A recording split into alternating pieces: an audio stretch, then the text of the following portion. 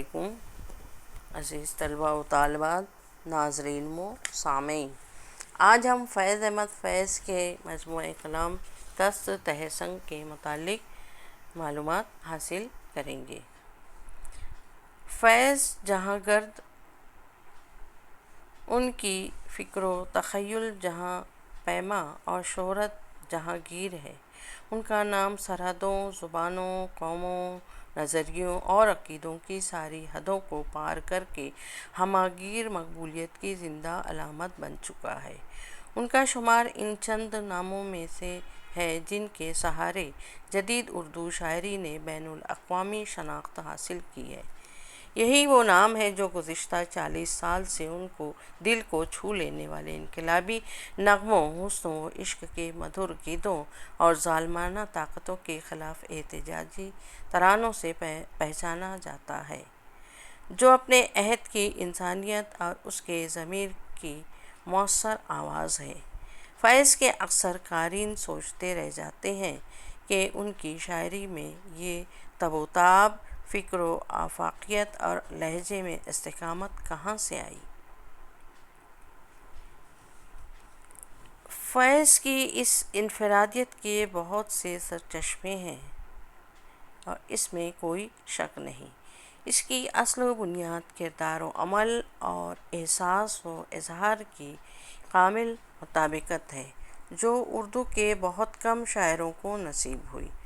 فیض نے انقلاب کے جس تصور سے پیمان وفا باندھا تھا، اس کی ہر آہٹ، ہر ادا، ہر رنگ، ہر کیفیت اپنے گرد و پیش انسانوں کے ٹھاٹھے مارتے ہوئے سمندر میں غرق ہو کر دیکھا اور محسوس کیا ہے، اس کے لیے قربانیاں دی ہیں، بار بار قید و بند کی صحبتیں اٹھائی ہے، محرومیوں اور اذیتوں کا زہر پیا ہے، تب یہ نسخہ کیمیا یعنی شاعری ان کے ہاتھ آیا۔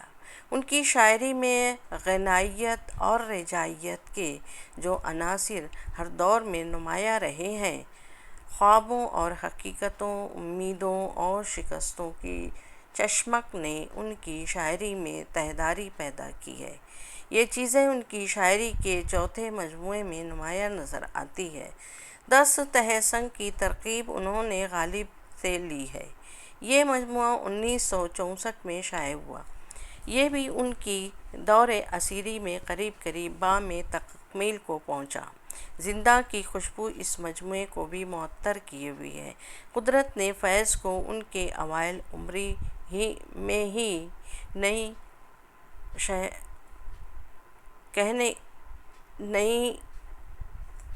شہرت کہنے کا ملکہ عطا کر دیا ہے، لیکن اکثر و بیشتر حالات تبدیل ہوتے رہتے ہیں۔ غم کی آگ فیض کو اندر ہی اندر جلا رہی تھی۔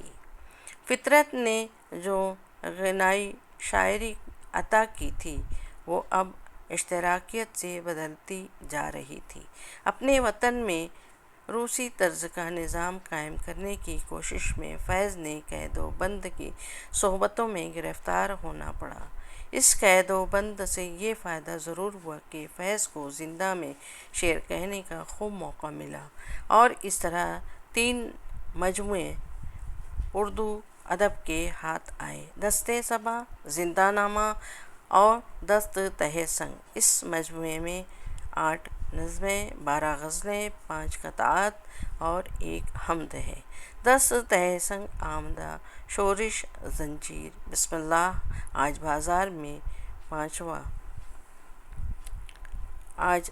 ہم بازار میں 5 بہوالا چلو، قید تنہائی، قدر طویل نظمیں ہیں۔ ان کے علاوہ دیگر نظمیں مختصر ہیں۔ گزشتہ 2 مجموعوں یعنی دست صبا اور زندہ نامہ کی نظموں اور غزلوں کے مقابلے میں اس مجموعے کی نظمیں اور غزلیں قدرے پھیکی اور بے مزہ ہیں۔